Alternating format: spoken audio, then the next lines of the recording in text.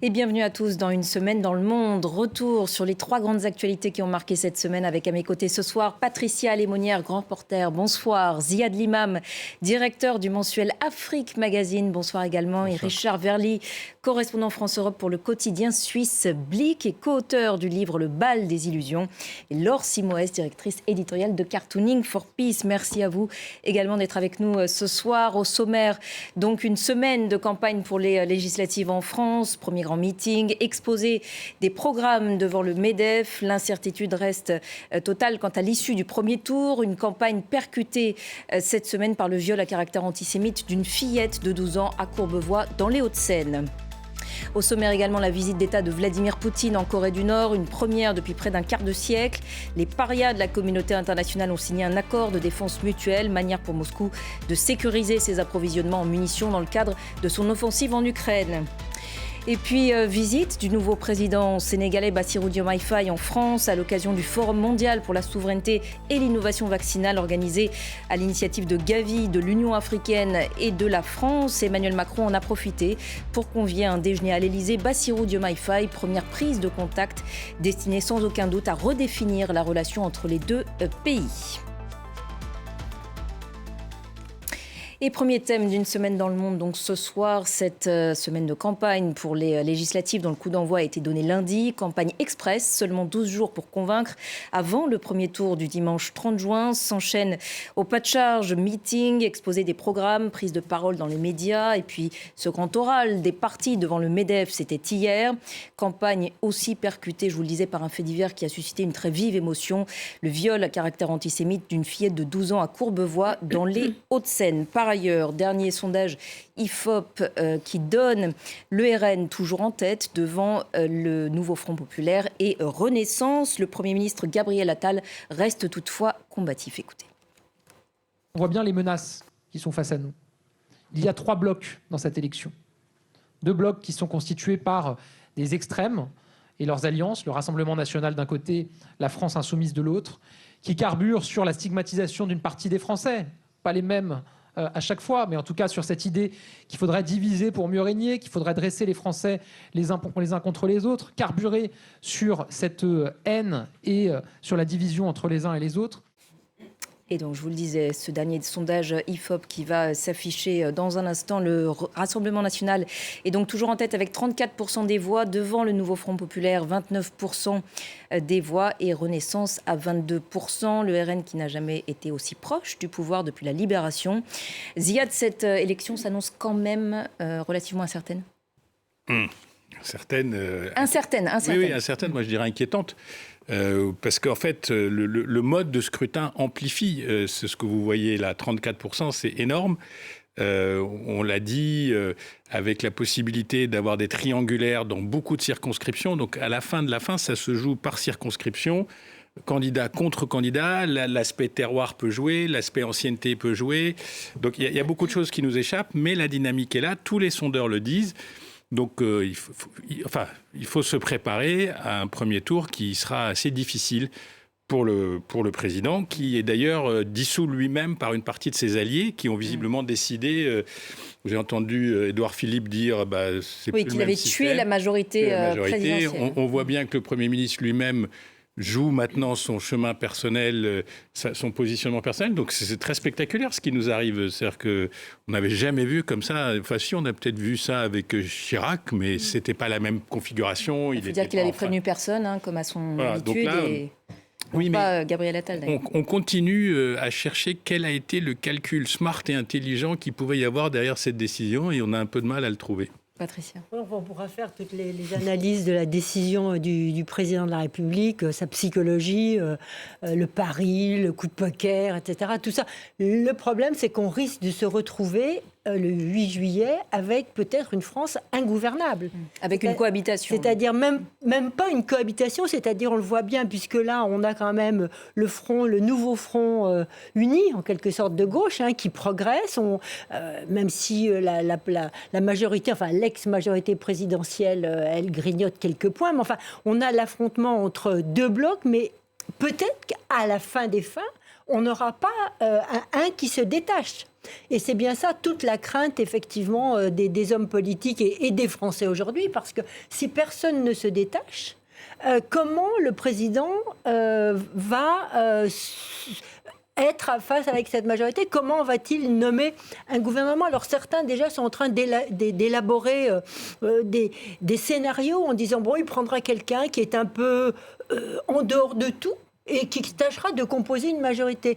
Il faut qu'on pense qu'on vient d'une période où pendant 2 ans, alors qu'il y avait quand même une majorité pas totale, mais enfin un gros poids du parti présidentiel, en quelque sorte, de cet assemblement présidentiel, pendant 2 ans, ces gens-là n'ont pas pu trouver à droite, et même dans la gauche démocrate, qu'on peut appeler, d'une composition, arriver à trouver un gouvernement d'union nationale. Et pendant 2 ans, l'Assemblée nationale n'était qu'un terrain d'invective où on a passé à la marge quelques réformes sans le 49.3, effectivement, auquel on a chaque fois on a fait appel pour avancer.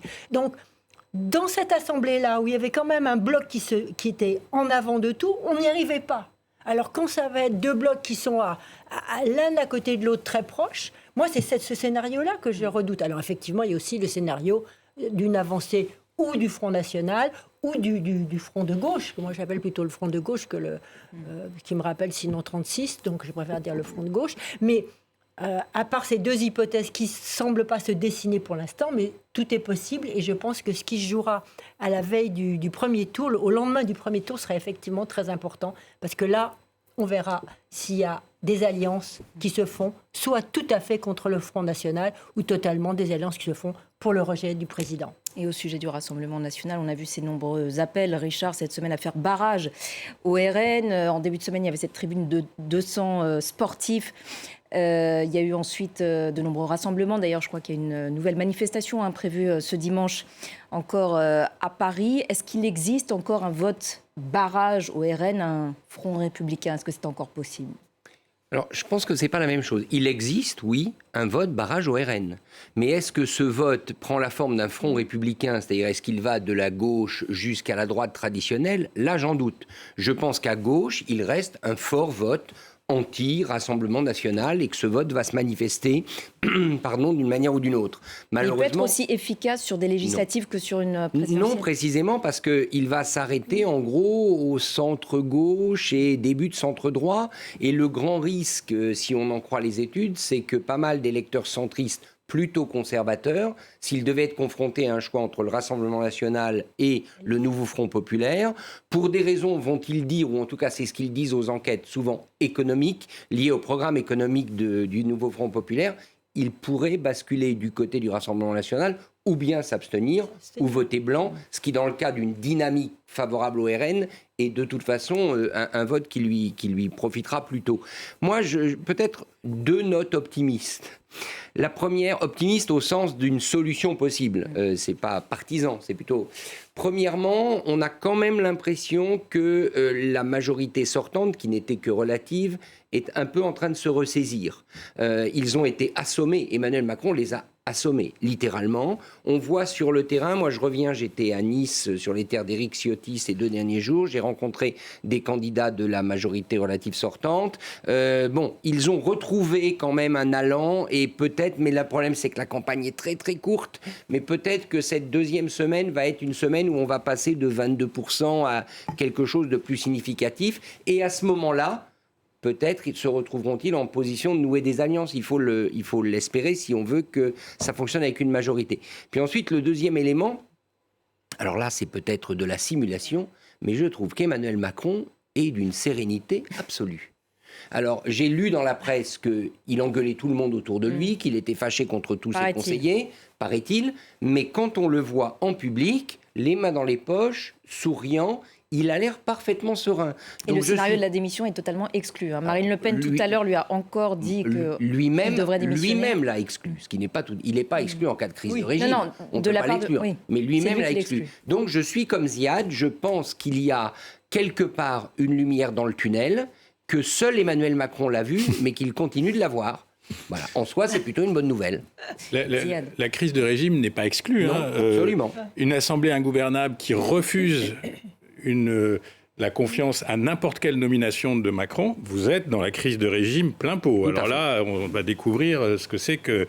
et je trouve assez fascinant de voir à quelle vitesse on a basculé aussi. C'est-à-dire que on s'est beaucoup moqué des Américains, de Donald Trump, de l'Amérique, de ses conflits culturels, etc.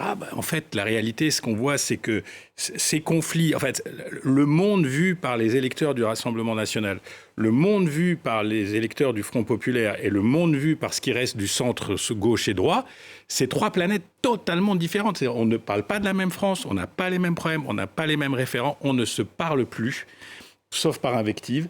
Sauf par attaque ad hominem, etc. Ce qui est exactement ce qui se passe aux États-Unis depuis la fin des années Obama. Donc, on est rentré là-dedans. On va voir ce qui se passe en Angleterre. C'est un cas un peu particulier, mais quand même, on va voir comment ça se déroule. Et donc, comment gérer, absorber ces forces populistes? Est-ce que la démocratie et les institutions sont plus puissantes que le populisme, ou est-ce que le populisme est plus puissant que la démocratie et les institutions? C'est ce qu'on voit en ce moment aux États-Unis, c'est ce qu'on va voir peut-être en France, et c'est un moment historique très très particulier. Patricia, du côté du nouveau Front populaire, maintenant on affiche une unité et un optimisme là aussi. Par contre, il n'y a pas de leader, ça pose problème? Oui, il n'y a pas d'incarnation. Mais leur incarnation, ils cherchent à la trouver dans l'opposition au Rassemblement national, au Rassemblement national. C'est pratiquement une incarnation d'opposition qu'ils pratiquent. Et moi, ce qui me frappe dans cette première semaine, c'est cette idée que les Français qu'on écoute, enfin en tout cas ceux qui veulent voter Rassemblement national, c'est que c'est pas le programme. Ils disent tous, mais on sait qu'ils vont pas réaliser ce qu'ils nous promettent. On a une expression de désillusion. D'ailleurs, ils essayent notamment la gauche de chiffrer les programmes, voilà, mais chacun essaye de chiffrer son on programme. connaît les comptes publics de la France, ça a l'air difficilement réalisable. Oui, chacun essaye de vendre son programme, de faire des promesses. Même le Premier ministre, on ne sait pas que lui qui nous promettait l'austérité, et de faire des économies. Maintenant, on a l'impression que la bourse s'est ouverte.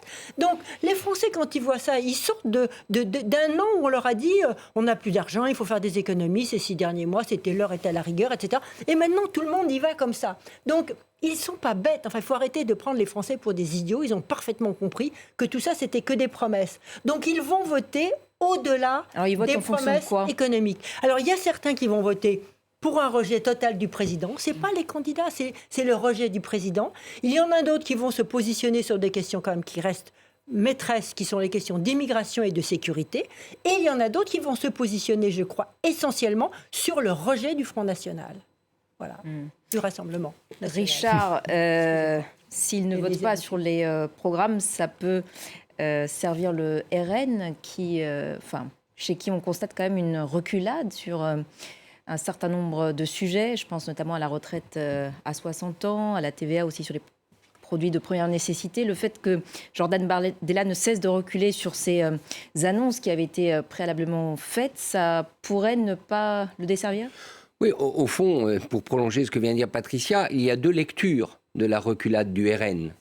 La première lecture, c'est qu'ils trahissent ce qu'ils ont promis. La deuxième lecture, c'est qu'au fond, ils sont tout à fait pragmatiques et ce qu'ils avaient promis, ils sont comme les Français, en réalité. Ils avaient promis des choses, mais c'était des promesses avant tout destinées à la galerie et notamment à la galerie médiatique.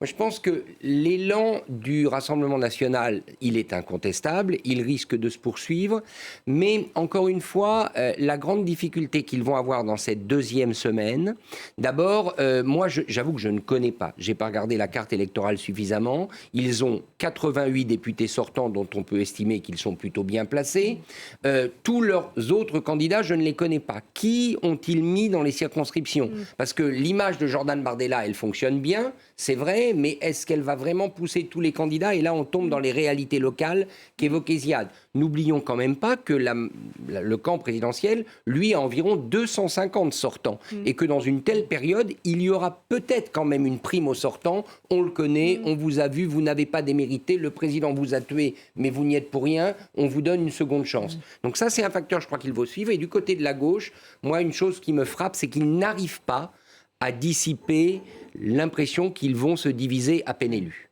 Et ça, ils ont réussi une superbe opération électorale, et c'est déjà énorme, l'avoir réussi en un temps record. Mais malgré leur programme commun minimal, l'impression dominante, c'est de toute manière, sitôt élus, ils partiront chacun dans leur direction, ce qui n'incite éventuellement pas à voter pour eux. Comme ils ont fait aujourd'hui, enfin. Exact. La dernière fois, c'était ça qui s'est passé. Le problème aussi du Rassemblement Front National, c'est qu'il y a deux versions. Il y a la version light, celle qu'on nous présente régulièrement, celle des états-majors, celle des idéologues, mais qui ont compris qu'il fallait s'adresser au plus grand nombre et ne pas effrayer les gens. Je pense que les renoncements, c'est aussi de ne pas montrer qu'on fait n'importe quoi, etc. Donc on est des gens sérieux, on peut... Je pense que tout ça est totalement maîtrisé. Mais il y a une partie du Rassemblement Front qui n'est pas du tout raisonnable, qui est très identitaire, qui vient de l'extrême droite, qui est cultivée par des idées d'extrême droite, qui fait des obsessions identitaires, avec tout un nombre de types très particuliers qu'on a investis, qu'il faut désinvestir. On ne peut pas les désinvestir. Enfin, on enlève l'étiquette, mais bon, on voit des trucs absolument aberrants qui sont bien dans la culture, j'allais dire... presque gude antisémite pour certains, violemment anti-arabe et musulman pour les autres. Donc voilà, donc eux aussi, il y a un moment, c'est-à-dire que leur campagne, elle va être obligée, parce que pour rassembler tout ça dans un même pot, ça va pas être facile. Franchement, je pense que, comme dit Richard, cette deuxième semaine va être extrêmement intéressante à vivre. Et à noter que le ministère de l'Intérieur a comptabilisé plus d'1 million de procurations établies, et ce chiffre est déjà... On ne sait pas pour qui ça joue, en fait. Record. Voilà, on ne sait pas pour qui ça joue. En mobilise. tout cas, c'est déjà plus que lors des législatives de 2022. Laure, les dessins sur ce premier thème. Mais comment décrire cette campagne ubuesque ? C'est peut-être les dessinateurs de presse qui le font le mieux, finalement. On va commencer par ce dessin de Thibaut Soulcier, qui est... dessinateur français qu'on connaît bien, qui, donc, à un mois à peine des JO, a trouvé la bonne métaphore. Mieux que l'euro, mieux que les JO, les législatives anticipées. C'est une compétition qui mélange athlétisme et MMA sur 3 semaines. Voilà, c'est un portrait assez fidèle de l'épreuve, là pour le coup, c'est le cas de le dire, que traverse le pays en ce moment, sauf que c'est un petit peu moins rigolo. Il y a quand même quelques pièges, vous le voyez dans le dessin. Et puis comme on est donc dans le sport, ce dessin du dessinateur français Cambon sur justement tous ces footballeurs qui se sont exprimés en cette semaine du 18 juin. Il a eu la bonne idée de remplacer simplement le général de Gaulle par Mbappé. La résistance s'organise. Ici, l'Euro 2024, les Bleus parlent au bleu. C'est la version 2024 de l'appel du 18 juin. Cet autre dessin de truand dessinateur français qui essaie encore de comprendre la décision de Macron sans parvenir encore à en saisir la logique. Dissolution, innovation, choc, pas de ralliement, ALFI, ORN, débauchage, Front républicain, implosion, vers la victoire, c'est pourtant clair. Dit-il. Bon, pour la clarification, on repassera peut-être. Un autre dessin que je trouve aussi très judicieux du dessinateur CAC pour l'opinion. Pendant ce temps-là, donc le RN poursuit sa route en reculant, on vient de le dire déjà, sur certains points de son programme. Et CAC l'a très finement saisi sur cette stratégie gagnante. Très bon. Renoncer à nos promesses une fois arrivés au pouvoir. Et Bardella qui répond... C'est l'ultime étape de la normalisation, il manquait plus que ça. Et puis pour terminer, enfin, ce dessin du dessinateur Urbs, voilà, reste à savoir si le barrage contre le Rassemblement national va tenir cette fois-ci. Voilà, Urbs dans ce dessin ultra minimaliste n'a pas l'air très convaincu, donc c'est pas gagné. Merci beaucoup pour ces dessins très parlants. Autre thème d'une semaine dans le monde ce soir, la visite d'État de Vladimir Poutine en Corée du Nord, une première depuis près d'un quart de siècle. Les parias de la communauté internationale sous sanctions ont donc signé un accord de défense mutuelle, manière pour Moscou de sécuriser ses approvisionnements en munitions dans le cadre de son offensive en Ukraine. Un rapprochement qui inquiète évidemment la Corée du Sud et l'Occident. On va d'ailleurs écouter le secrétaire général de l'OTAN. La Corée du Nord a livré plus d'1 million d'obus d'artillerie à la Russie. La Corée du Nord aide donc la Russie à mener une guerre d'agression contre l'Ukraine. En retour, la Russie lui fournit la technologie nécessaire pour ses programmes militaires et nucléaires. Cela montre donc que la sécurité n'est pas régionale. Ce qui se passe en Ukraine et en Europe concerne l'Asie, et ce qui se passe en Asie concerne aussi l'Europe. Ziad, en résumé, c'était un peu le sommet des parias. Oui, mais comme le dit le très austère Stoltenberg, ça a des impacts planétaires. On ne sait pas ce qu'il y a dans ce pacte, dans ce traité, puisque on est monté d'un cran sur le plan juridique. Donc c'est vraiment la norme la plus élevée entre deux États. Donc on ne sait pas très bien ce qu'il y a dans ce traité de défense commun. On ne sait pas très bien jusqu'où l'appui russe en termes en particulier de technologie nucléaire, peut aller vis-à-vis de la Corée du Nord. On sait que les Coréens vont donner beaucoup d'armes à la Russie. Donc ça, c'est plutôt un signe de faiblesse du côté de Moscou. Et puis, on parle beaucoup de l'Europe, etc., des États-Unis, mais il y a la Chine. La Chine, elle est prise dans le triangle, là, parce qu'elle n'a pas forcément des relations j'allais dire idyllique avec cette République de Corée du Nord. Elle est très soucieuse d'une certaine, malgré la défense de ses intérêts, d'une stabilité autour d'elle. Et elle est très soucieuse d'éviter les discours surréalistes sur le nucléaire. Et on a vu à chaque fois que les Russes parlent du nucléaire de manière très agressive, il y a une espèce de recadrage chinois pour dire on ne parle pas comme ça sur ce sujet-là. Donc là, on voit vraiment que on est quand même dans un moment de cette guerre en Ukraine où on voit que la Russie est obligée d'étendre vraiment ses lignes d'approvisionnement, ses lignes de soutien, parce qu'elle est peut-être plus fragile sur le plan militaire, ou en tout cas sur le plan de l'approvisionnement militaire, elle est peut-être plus fragile qu'on le pense. Besoin donc en munitions, en chars aussi ? Oui, d'ailleurs, sur les chiffres des 1 million d'obus, certains montent même les chiffres jusqu'à 5 millions d'obus. Donc, vous voyez, en fait, personne ne sait vraiment ce qu'il y a dans tous ces containers qui passent de la Corée du Nord à la Russie. Parce que ce voyage, au-delà de ce traité dont a très bien parlé Ziad, ce voyage indique deux choses. Il indique d'abord que Vladimir Poutine n'a pas du tout l'intérêt et du tout l'envie d'arrêter la guerre. Alors lui, il s'installe, il pose ses pions. C'est pas du tout l'arrêt de la guerre, c'est pas son histoire. Au contraire, il veut la poursuivre et s'en donner les moyens. Premier enseignement de ce voyage. Deuxième enseignement de son voyage, c'est effectivement la gêne de la Chine. Parce que si la Chine, ce qu'elle veut bien continuer à faire son business anti-occidental, sa propagande anti-occidentale, en soutenant les Russes, en soutenant les Iraniens, enfin, en soutenant tout ce beau monde, en se présentant comme le leader en fait de ce courant anti-impérialiste, anti-occidental, etc., et porte-parole du fameux Sud global que personne ne sait bien définir. Mais la Chine ne veut surtout pas l'instabilité, parce que l'instabilité, c'est fini le commerce. Et donc, ces gros muscles nord-coréens et russes, ça ne lui plaît pas du tout à ce niveau-là. Elle veut mener ses petites opérations de déstabilisation dans sa mer de Chine, mais pour le reste, il faut faire du business. Et donc, elle est un peu gênée aux entournures par cette démonstration de force et ces menaces que font peser ce traité. Parce qu'il y a quand même quelque chose dans ce traité où c'est « si vous êtes attaqué, je vous défends ». Et là, effectivement, c'est un vrai palier qui a été franchi. C'est un article 5. Oui, de l'OTAN. Exactement. Richard, qu'obtient la Corée du Nord en échange de cette fourniture, disons, des obus, des munitions à la Russie, une aide à son programme balistique ? La possibilité de frapper la Corée du Sud, disons-le simplement, puisque contrairement à la Russie est une puissance, je dirais, mondiale, régionale. La Corée du Nord n'a qu'une obsession, c'est la Corée du Sud. Et donc, moi, je trouve ça effrayant de voir qu'un dirigeant comme Vladimir Poutine, qui est à la tête d'une puissance, membre du Conseil de sécurité de l'ONU, est en train peut-être de donner les moyens à un dictateur presque fou furieux comme le dictateur nord-coréen d'éventuellement mener à bien une opération d'agression contre la Corée du Sud. Je ne dis pas qu'il va le faire, mais c'est quand même ce qu'il y a derrière ce type de visite et ce type d'accord. Parce que quand vous donnez des armes sophistiquées, et c'est semble-t-il ce que s'est engagé à faire Vladimir Poutine, ou des moyens technologiques à une puissance comme la Corée du Nord, vous savez qu'il y a un risque de guerre d'agression. Donc ça veut dire qu'aujourd'hui, Vladimir Poutine, il a agressé l'Ukraine.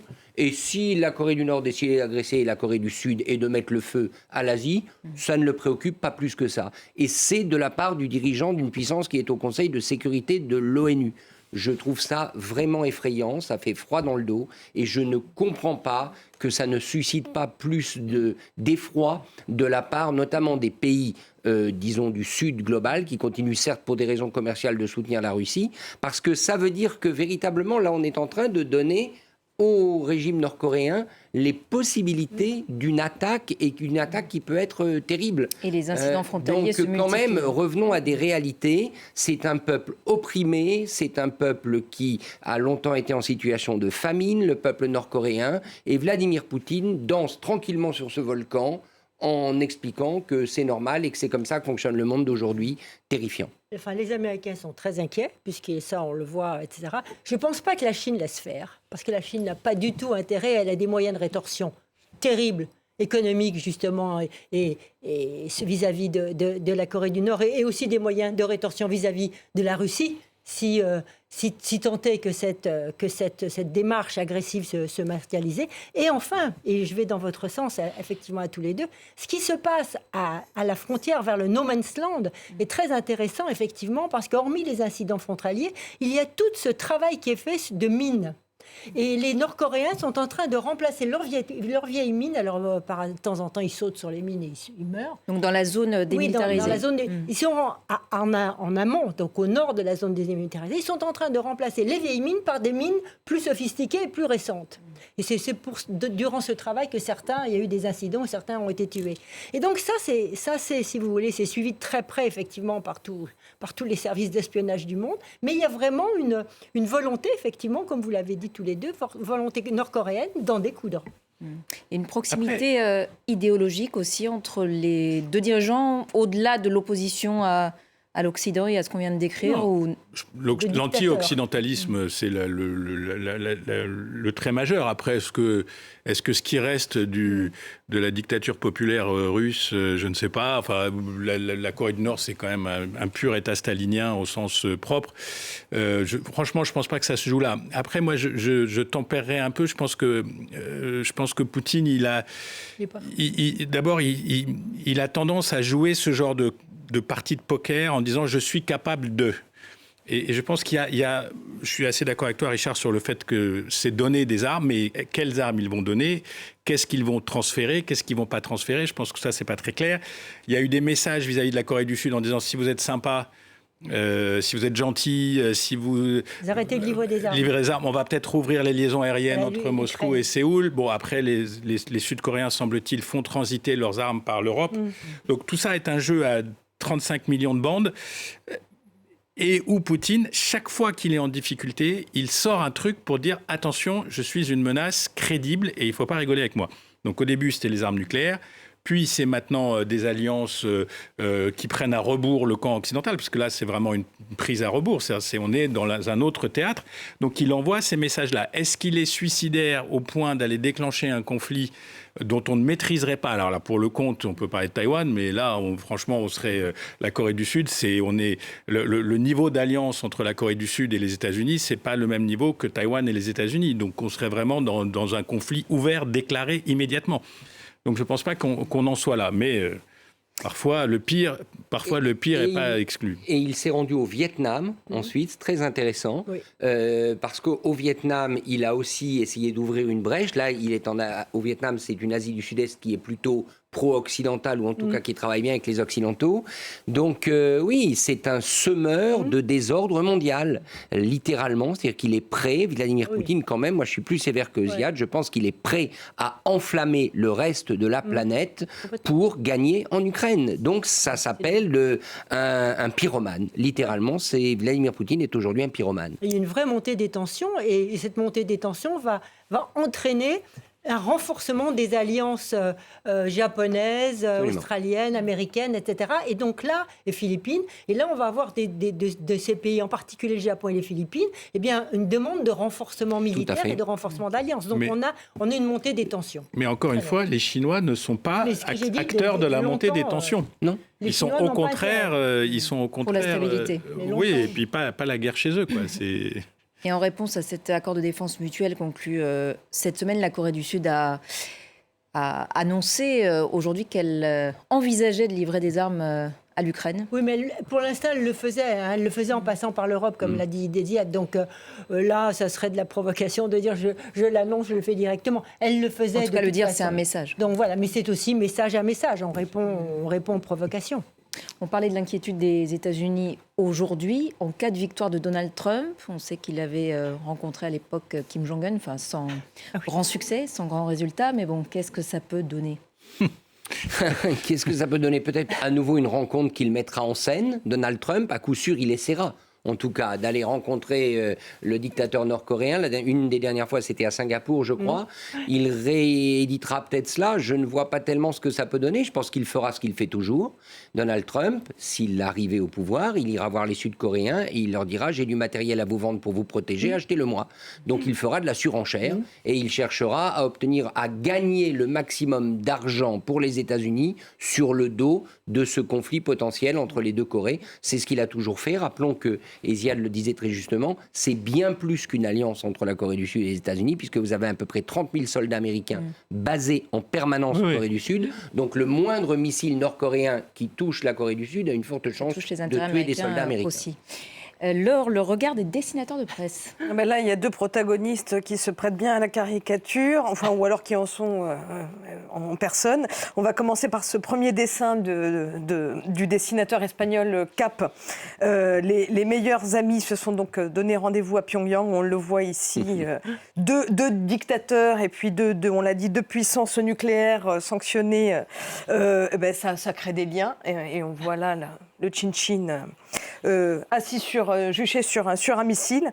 Un autre dessin, parce qu'il vaut mieux en rire pour ne pas pleurer, que je trouve très très drôle, du dessinateur suisse Tony, où l'on voit donc Kim Jong-un qui n'est pas peu fier de vanter ses armes de destruction massive à Poutine, ces fameux ballons lestés de déchets à très haute portée, puisqu'ils ont atteint il y a quelques jours, la semaine dernière je crois, la Corée du Sud. Donc voilà un petit peu le panorama, ça rassure, n'est-ce pas ? Et puis pour terminer, ce dessin du grand dessinateur nicaraguayen Molina, un rapprochement donc qui inquiète, on se demande bien pourquoi. Le titre de ce dessin, c'est « Resserrer les liens », resserrer les liens de leur camisole de force. Entre fous furieux, comme surtout, parce que le monde est décidément fou.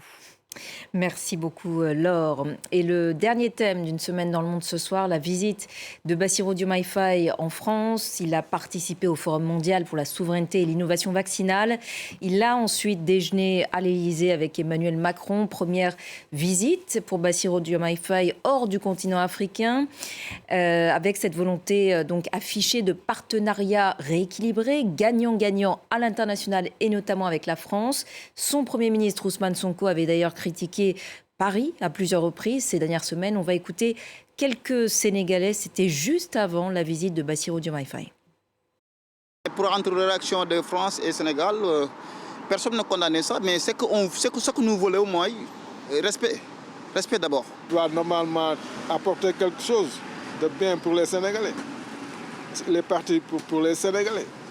Les Sénégalais ont confiance sur notre président. On a vraiment besoin d'avoir notre autonomie, notre indépendance totale vis-à-vis de la France, mais nous pouvons quand même continuer d'entreprendre des relations saines, gagnant-gagnant entre les deux parties.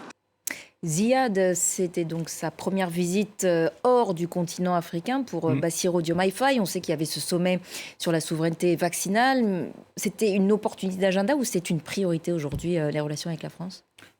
Je pense qu'il y avait un peu de tout. Il y avait le sommet dont on a peu parlé malheureusement, mais c'est un sujet absolument essentiel, en particulier pour les Sud globaux. Donc un jour, on en reparlera. Et ça tombait bien jusqu'à la dissolution, parce que je pense que tout ça a été organisé un petit peu en amont. Donc du coup, ça a le mérite d'un contact de haut niveau entre deux regards totalement différents. Je pense qu'il y avait une espèce de manière de s'apprivoiser un petit peu, de se comprendre, de s'écouter. Je pense que les Sénégalais, avec le président Diomaye Faye, incarnent un changement, ça c'est très très clair, un changement de politique, un changement de regard sur les relations de l'Afrique et du monde. Ils incarnent une génération beaucoup plus jeune que ceux dont on a l'habitude, c'est-à-dire des quarantenaires qui représentent eux-mêmes des trentenaires et des vingtenaires qui font les 80% de la population. Des gens qui utilisent le souverainisme, l'indépendance, la redéfinition des accords. Donc, ils ont un agenda. Et de l'autre côté, il y a une France qui essaye de se restructurer dans son approche africaine. en ouvrant des canaux de dialogue complexes, parce que c'est vrai que quand Sonko est allé en prison, on n'a pas beaucoup entendu la France s'élever contre ça. Il n'a pas manqué de leur reprocher, d'ailleurs. Et donc, le Premier ministre Sonko a un agenda personnel là-dessus. Mais il y a quand même une tentative du système d'essayer de redéfinir sa position africaine. Vous avez vu les articles sur la réduction des forces dans les grandes bases historiques. Enfin, donc, il y a tout un mouvement qui est là. Et puis, il y a le mystère total, c'est que peut-être le 7 juillet, tout ça, on va passer ça à la poubelle et on aura d'autres gens qui ont un regard totalement différent sur cette relation et qui vont amener une perturbation. Donc, tout ce qui se passe entre maintenant et le 7 juillet en termes de politique étrangère de la France, c'est des points de suspension intéressants, mais c'est des points de suspension. C'était un test mutuel, Patricia, ce déjeuner à l'Élysée. En tout cas, l'enjeu pour Emmanuel Macron, c'est tenter d'apaiser ces tensions, notamment avec le Premier ministre Ousmane Sonko. Oui, je ne sais pas si l'enjeu était plus du côté d'Emmanuel Macron que du président sénégalais, en fait. Je crois que le président sénégalais devait faire une visite sans faute, sans faux pas. C'est ce qu'il a fait. Ça s'est bien passé. Enfin, je veux dire, il n'y a pas eu d'erreur, de critique. Voilà, tout a été lissé. En revanche, ce que je pense, c'est que la politique française, vis-à-vis du Sénégal et de l'Afrique plus globalement, ne devrait pas connaître d'inflexion majeure, quel que soit le Premier ministre qui prendra la tête pas parce que c'est à l'Élysée que ça se fait, parce qu'on sait très bien que ce n'est pas qu'à l'Élysée que ça se fait. Toutes les dépenses, doivent être décidées et avalisées par le Premier ministre. Donc justement, l'Élysée n'a pas la main totalement sur la politique étrangère. Mais je crois que l'intérêt de la France, bien compris par tous les partis, c'est aujourd'hui de totalement revoir son attitude vis-à-vis du continent africain. Ça, maintenant, c'est totalement intégré. Donc je crois que c'est intégré par tous les partis, plus peut-être encore par le Front populaire que par les autres, mais c'est totalement intégré par tous les partis. Donc je crois qu'il n'y aura pas de grands changements, simplement je crois que nous amusons et nous inquiétons peut-être l'Afrique.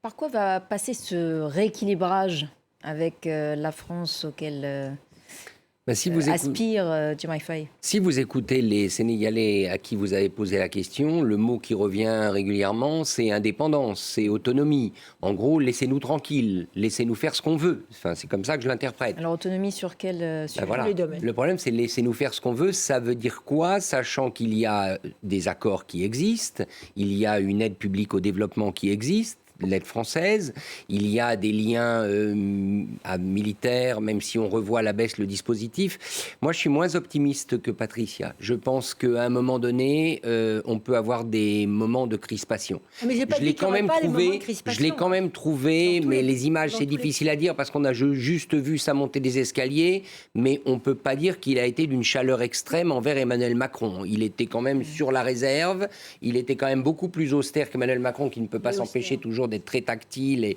Donc, je crois qu'il... Et puis, par ailleurs, se pose la question, mais là, Ziad est un expert bien mieux informé que moi, de quelle est sa marge de manœuvre à lui, à ce président, par rapport à Ousmane Sonko, à son Premier ministre, qui, vis-à-vis de la France, a un ton beaucoup plus revanchard. Merci pour la perche, c'était ma question. Voilà. Après, qui dans le tandem domine aujourd'hui, 2 mois après l'élection? Le chef du parti, le chef qui aurait dû être élu, c'est Ousmane Sonko.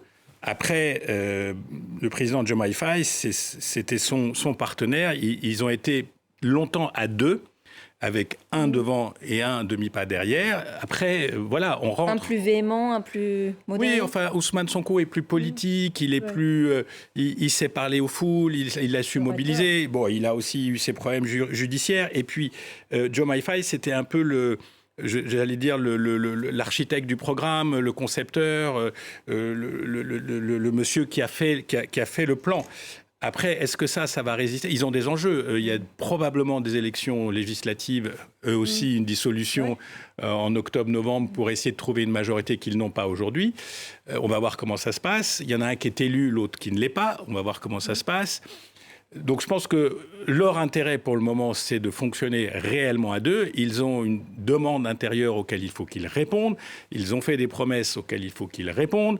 Ils ont un parti, l'ancien parti au pouvoir qui petit à petit se restructure autour de peut-être de la personnalité de l'ancien Premier ministre Amadou Ba ou d'autres qui va reprendre aussi du poil de la bête. Donc, ils ont leurs soucis. Sur la question de la souveraineté et de l'indépendance, c'est la clé parce que l'Afrique a besoin de soutien. Alors, elle conteste les modes de soutien, c'est-à-dire l'aide publique au développement. Vous voyez très bien dans les agendas, on parle de financement, on parle de rénovation du pacte financier mondial, on parle d'une autre manière, changement climatique, etc. Donc, on est à la fois dans la demande, et la France n'est pas un petit pays qui fait partie de l'Union européenne, donc on a France, Union européenne. Et en même temps, on est dans la redéfinition du partenariat. Donc, on est dans cette période grise. C'est pour ça que je vous dis, l'embêtant, c'est que là, dans la discussion, on a une dissolution française qui, malgré tout, impacte. Et Patricia, il y a des travailleurs africains en France, il y a des populations migrantes en France d'origine africaine. On n'a pas parlé du Maghreb, mais la visite d'Attal au Maroc, terminée alors qu'on devait rouvrir le canal de discussion avec le Maroc. La visite du président Tebboune. Oui, mais bon, est-ce que vous imaginez, excusez-moi, Premier ministre Bardella, est-ce que vous imaginez que le président algérien va venir aussi simplement en France en visite officielle? Et qui va venir serrer la main au président Bardella aux Jeux Olympiques où on attend 100 chefs d'État? C'est pas anodin. Je veux dire, j'ai même des gens en Afrique qui disent, et après je m'arrête, qui disent, vous l'avez pas volé. Les Front National au pouvoir, vous ne l'avez pas volé, vous flirtez avec les idées, vous avez autorisé ce débat à s'installer, etc. Vous ne l'avez pas volé. Évidemment.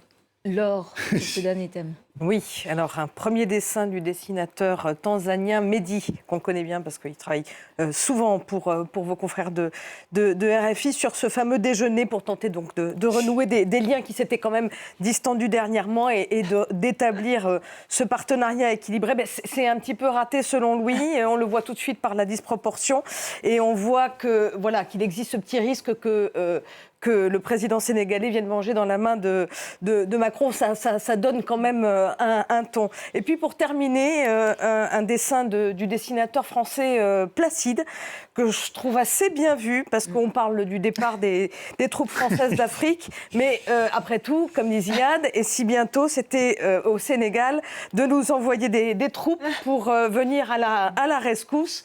Qu'est-ce qui se passe en France, c'est le bazar. Tu crois qu'il va falloir envoyer des troupes, se demandent ces soldats sénégalais.